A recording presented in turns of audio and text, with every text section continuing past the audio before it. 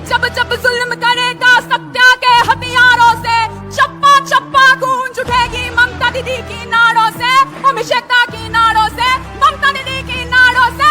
পুলিশের গুলি চালনায় 13 জন শহীদ, তাদের নিথর দেহগুলো এক এক করে রাজপথে লুটিয়ে পড়ল। আর তাদের মৃতদেহের উপর দাঁড়িয়ে, তাদের আত্মত্যাগের উপর দাঁড়িয়ে আজকের এই voter I card no vote এই দাবিকে সামনে রেখে সেদিকে আন্দোলন গড়ে তুলেছিলেন আজকের বাংলার মুখ্যমন্ত্রী মমতা বন্দ্যোপাধ্যায়। চারিদিক দিয়ে রাইটার্স বিল্ডিংকে অবরুদ্ধ করে দেওয়ার জন্য উনি জনগণকে প্রত্যেকের কাছে ভোটার কার্ডটা রয়েছে, যারা এই ভোটার কার্ডটাকে পরিচয়পত্র হিসেবে ব্যবহার করছে। এই আত্মবলিদানকে আমাদের সকলের সম্মান করা উচিত। চলুন ফিরে দেখি 21শে জুলাই 1993। অনেকেই জানেন যে 1993 এর 21শে জুলাই শহীদ দিবস হিসেবে আজকে পালন করা হয় সারা রাজ্য জুড়ে। আমাদের পরিচয়পত্র ছাড়া আমরা নিজেদেরকে ভাবতেই পারি না। আপনি কি জানেন যে আপনার এই পরিচয়পত্রটা মানে ভোটার আইডেন্টি কার্ডটা, যারা গণতন্ত্রের কথা এখন বলছেন, এই ভোটার আইডেন্টি কার্ডটা আপনার হাতে আসার জন্য এই বাংলারই 13 জন তরতাজা যুবকের প্রাণ কলকাতার রাজপথে লুটিয়ে পড়েছিল, রক্তে ভেসে গেছিল, তাদের রক্তে কলকাতার রাজপথ ভেসে গেছিল। তার ফলে আজকে আমাদের কাছে এই ভোটার আইডেন্টি কার্ডটা। আজকে কল্পনা করে দেখুন তো, একটা সময় এই স্ক্রিনে দেখা যাচ্ছে এরকম হাতে লেখা নাম লেখা থাকতো, সেই ভোটার লিস্টের ভিত্তিতে ভোট হতো। পরবর্তীকালে এই ধরনের টাইপরাইটারে টাইপ করা কিছু নাম থাকতো, যার উপরে ভোট হতো। অর্থাৎ যে মানুষটা ভোট দিতে যাচ্ছে তাকে জিজ্ঞেস করা হতো আপনার নাম অমুক, সে বললো হ্যাঁ আমার নাম অমুক, ভোটদানের অধিকার পেয়ে গেল। আজকের দিনে দাঁড়িয়ে কল্পনা করতে পারেন? আর সেই সময় এটাকে হাতিয়ার করেই ওই বামফ্রন্ট সরকার বলুন আর সিপিএম সরকার বলুন, এই ভোটার লিস্টকে হাতিয়ার করে অনৈতিকভাবে দীর্ঘদিন তারা ক্ষমতায় ছিল।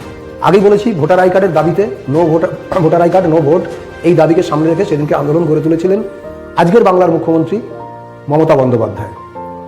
চারিদিক দিয়ে রাইটার্স বিল্ডিংকে অবরুদ্ধ করে দেওয়ার জন্য উনি জনগণকে ডাক দিয়েছিলেন বা আহ্বান জানিয়েছিলেন। আর মানুষ স্বতঃস্ফূর্তভাবে ওনার ডাকে সাড়া দিয়েছিলেন।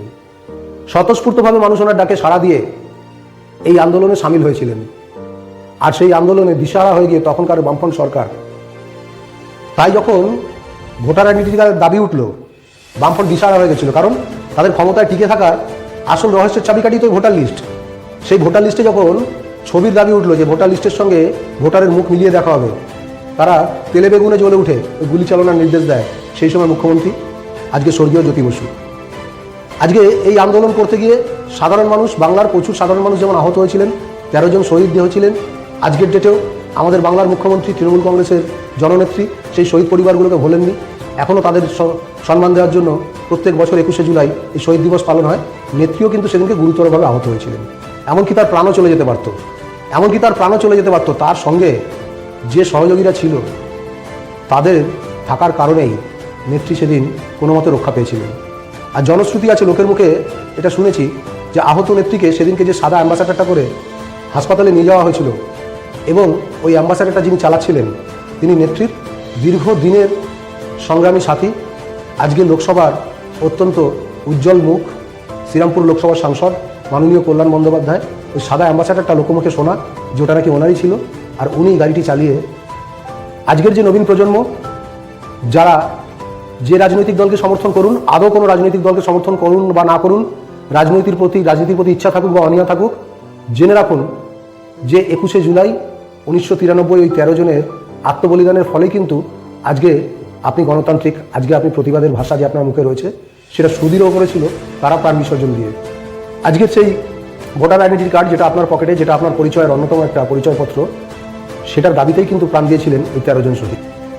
তাই আজকের প্রজন্ম, বিশেষ করে তৃণমূল কংগ্রেসের আজকের প্রজন্ম, যারা 21শে দিবসটাকে শুধু বিজয় উৎসব হিসেবে পালন করতে যাবেন, তাদের প্রতি আহ্বান বা তাদেরকে অনুরোধ করব যে 21শে জুলাই অন্তত যারা 21শে জুলাই যাদের জন্য পালিত হয় সেই শহীদ পরিবারগুলো বা যারা প্রাণ দিয়েছিলেন, এই তৃণমূল কংগ্রেসের বীজ রোপণ হয়েছিল যাদের রক্তে, তাদের প্রতি একটু সম্মান, সমবেদনা এবং তাদের পরিবারের প্রতি ভালোবাসা বা তাদের প্রতি কৃতজ্ঞতাটা অবশ্যই জানাবেন। কারণ তাদের অবদানের কারণে আজকে তৃণমূল কংগ্রেস এই জায়গায় এসছে। নতুন তৃণমূল কংগ্রেসের নতুন প্রজন্মের কাছে এই পুরনো কথাটা প্রত্যেক বছর তুলে ধরা হয়, বিভিন্ন নেতৃত্ব বিভিন্নভাবে তুলে ধরা হয়।